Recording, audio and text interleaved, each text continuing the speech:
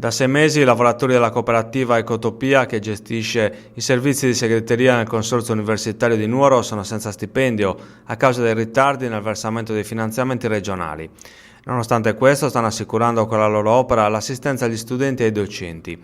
Sulla questione oggi si registra l'intervento di Attilio Mastino, rettore dell'Università di Sassari, che con l'Ateneo Nuorese ha intensi rapporti di collaborazione avendo attivato una serie di corsi in materia ambientale.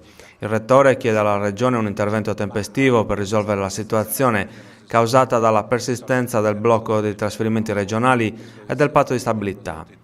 Mastino ricorda che la situazione è stata più volte denunciata senza che le soluzioni adottate di volta in volta abbiano prodotto apprezzabili risultati. Nonostante le enormi difficoltà, continua il magnifico rettore, i soci della cooperativa per il momento hanno deciso di non interrompere le attività per non danneggiare gli studenti e le future matricole che proprio in questi mesi stanno decidendo dove iscriversi.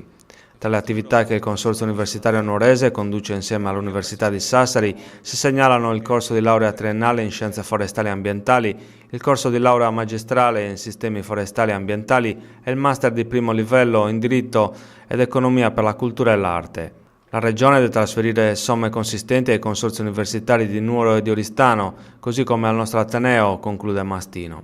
La Presidente della cooperativa, Gina Loi, sottolinea che la mancata corresponsione da parte della Regione dei finanziamenti del Fondo Unico per le sedi gemmate, dovute per il 2013 e in parte ancora per il 2012, pone il Consorzio Nuorese in gravissime difficoltà.